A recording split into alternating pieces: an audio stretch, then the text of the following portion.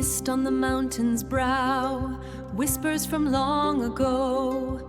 Hear the song of the city calling you to the sea. The ancient kings return, a timeless fire burns.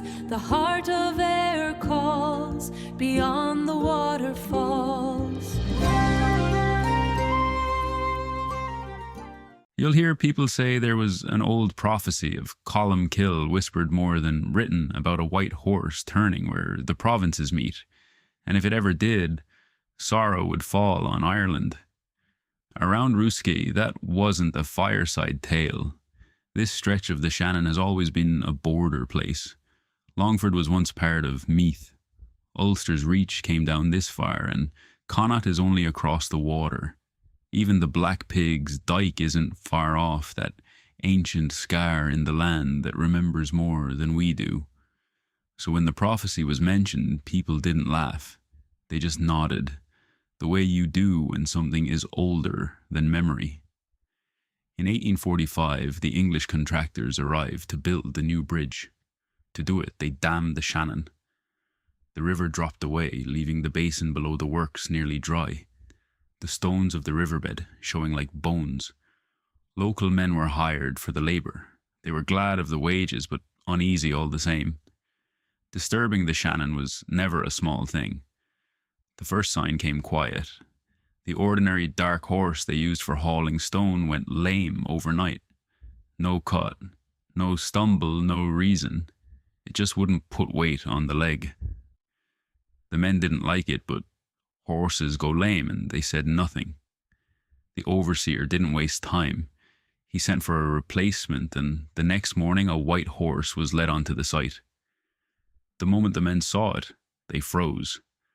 A white horse brought to the Shannon at the meeting of the provinces. One of the older lads muttered, "That's the very thing he warned of."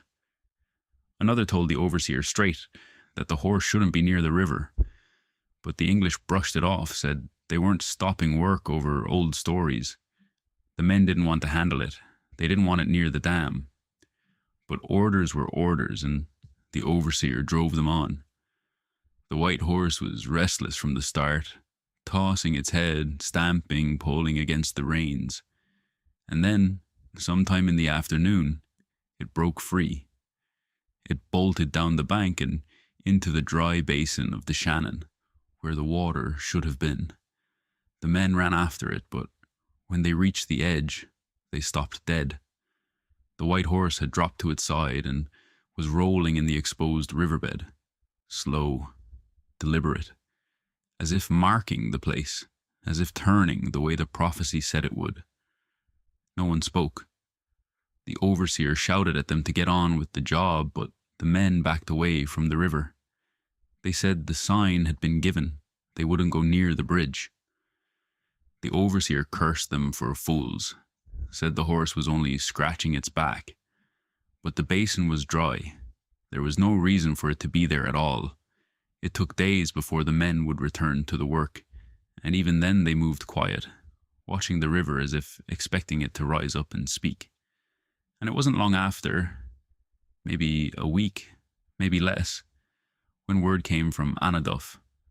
A large crop of potatoes there had blackened overnight. One of the first to fail, the start of the Great Famine. The men looked at one another and said nothing. They didn't need to. The prophecy had been fulfilled, or so they believed. The white horse had turned where the provinces meet, and sorrow had come to Ireland. But the old people always said the prophecy had two halves. The dark one came first. The other would come in its own time. That from the same place, from that same border stretch of the Shannon, a leader would rise who'd help bring peace to the island. And when a man from Rooskey later played his part in the peace process, people nodded the way their grandparents had nodded before them. Quiet, knowing, and not a bit surprised.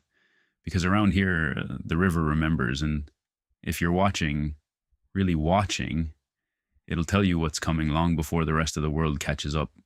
Thanks for listening, and may the road rise to meet you, unless it's the old bog road.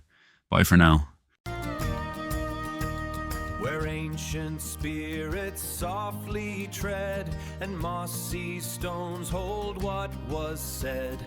A whispered tale upon the breeze, through haunted wells and sacred trees. The signal from the old lands calls, the Bog Signal speaks.